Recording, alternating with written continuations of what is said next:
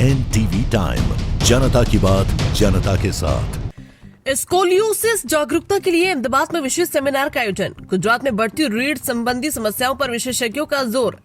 Scoliosis जैसी रीढ़ की समस्याओं की समय पर पहचान। स्कोलियोसिस के प्रति समाज में जागरूकता बढ़ाने के उद्देश्य से अहमदाबाद में एक विशेष जागरूकता सेमिनार का आयोजन किया गया, जिसमें देश विदेश के अग्रणी स्पाइन सर्जन एक मंच पर एकत्रित हुए। इस सेमिनार का मुख्य उद्देश्य स्कोलियोसिस जैसी रीढ़ की समस्याओं की समय पर पहचान, उचित उपचार और आधुनिक उपचार पद्धतियों के बारे में आम जनता, अभिभावकों और देखभालकर्ताओं को जागरूक करना था। सेमिनार में doctor Amit Jala Ahmedabad, doctor Ajay Prasad Shetty T Chennai, doctor K Venugopal Menon Kochi, doctor Shesho Bhaktare London, doctor Sharvin Chet Ahmedabad और डॉक्टर हृदय आचार्य अहमदाबाद जैसे प्रख्यात स्पाइन सर्जनों ने भाग लिया। चिकित्सकीय अध्ययनों के अनुसार गुजरात में प्रत्येक 100 में से लगभग 2 से 3 बच्चों और किशोरों में स्कोलियोसिस के लक्षण पाए जाते हैं। वहीं अहमदाबाद, सूरत, वडोदरा और राजकोट जैसे शहरी क्षेत्रों में पिछले 1 दशक के दौरान स्कोलियोसिस और अन्य रीढ़ संबंधी समस्याओं के मामलों में 25 से 30% की वृद्धि दर्ज की गई है।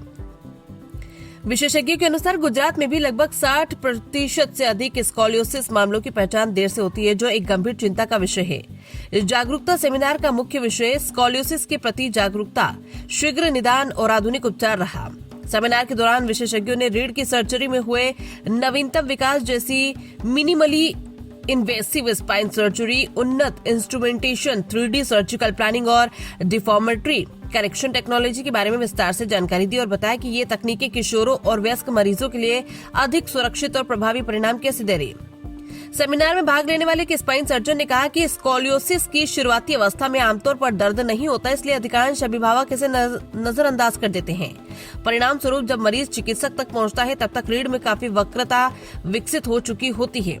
हालांकि समय पर पहचान होने पर गुजरात में लगभग 75 से 80% मामलों में केवल ब्रेसिंग और नियमित फॉलो अप से सर्जरी से बचा जा सकता है।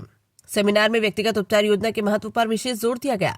विशेषज्ञों ने समझाया कि स्कोलियोसिस का उपचार मरीज की उम्र, रीढ़ के वक्र की तीव्रता और रोग की प्रगति के आधार पर केवल निगरानी, ब्रेसिंग से लेकर सर्जरी तक हो सकता है। साथ ही मरीजों को शिक्षित करना और जानकारी के आधार पर निर्णय प्रक्रिया को बेहतर उपचार परिणाम के लिए अनिवार्य बताया गया।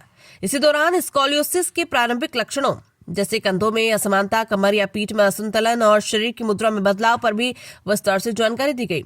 साथ ही पहचान गोपनीय रखते हुए मरीजों के अनुभव साझा किए गए, जिनमें यह स्पष्ट हुआ कि समय पर उपचार और आधुनिक सर्जिकल तकनीकों से जीवन की गुणवत्ता में उल्लेखनीय सुधार संभव है।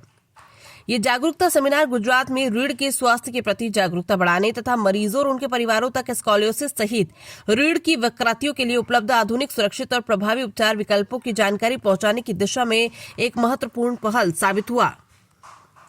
क्योंकि उसमें कट हो गया पूरा, इसलिए ओके रोलिंग। जी सर, आपका नाम? मेरा नाम डॉक्टर के.वी. मेनन है।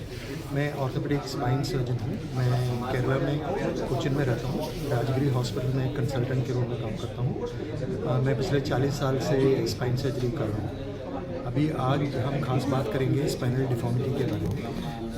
मतलब रीढ़ का हड्डी में जो टेढ़ापन रहता है, रीढ़ का हड्डी बच्चों में टेढ़ा होता है। 2 अलग अलग किस्म का टेढ़ापन है। एक काइफोसिस कहते हैं जो आगे की तरफ झुका होता है, और दूसरा स्कोलियोसिस कहते हैं जो साइड की तरफ झुका होता है। ये खास करके बच्चों में रहता है और इसका जितना जल्दी हो सके एकदम छोटे बच्चों में डायग्नोस करना ज़रूरी है। नॉर्मली माँ जब बच्चों को नहलाता है तब पता चलता है कि पीछे में कुछ नॉर्मल नहीं है, थोड़ा टेढ़ापन है। तो छोटे छोटे बच्चों को वो लेके आते हैं ये स्पाइन की डिफॉर्मिटी के साथ। लेकिन जब बच्चे बड़े हो जाते हैं, 11-12 साल के हो जाते हैं, वो अपने आप नहाना शुरू, अपने आप खेलना शुरू करते हैं, तो उसके बाद पेरेंट्स नोटिस करते नहीं हैं। वो पेरेंट्स को दिखाई नहीं देता है कि फिर कपड़ा पहनने के बाद वो अंदर डिफॉर्मिटी है कि नहीं पता नहीं चलता। सो इस वजह से डायग्नोसिस में देरी हो जाता है। ये बीमारी जल्दी पकड़ता नहीं है। कभी कभी ये बच्चे लोग काफ़ी भयानक डिफॉर्मिटी के साथ हमारे पास आते हैं। तो जितना जल्दी हो सके इनका डायग्नोसिस करना और इलाज चालू करना ज़रूरी है, क्योंकि एकदम छोटे बच्चों में छोटा डिफॉर्मिटी है तो हम कभी कभी ब्रेस डाल के, मतलब हिजाम डाल के उसको ठीक कर सकते हैं। लेकिन डिफॉर्मिटी बढ़ गया, 40 डिग्री 50 डिग्री तक हो गया, तो फिर ऑपरेशन होता है। और ऑपरेशन बड़ा ऑपरेशन है, 4-5 घंटे का ऑपरेशन है। जनरल एनेस्थीसिया में बेहोशी के साथ करते हैं ये ऑपरेशन।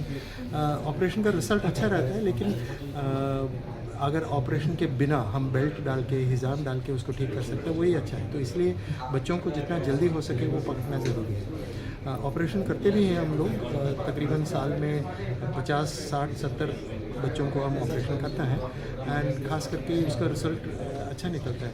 90-95% तक उसका रिज़ल्ट अच्छा रहता है और ये बच्चे नॉर्मली ऑपरेशन के बाद तकरीबन 6 हफ्ते के बाद स्कूल जा सकते हैं और तकरीबन 3 महीने के बाद खेलना कूदना बाकी काम सब करना कर सकता है एंड एकदम नॉर्मल ज़िंदगी जी सकता है।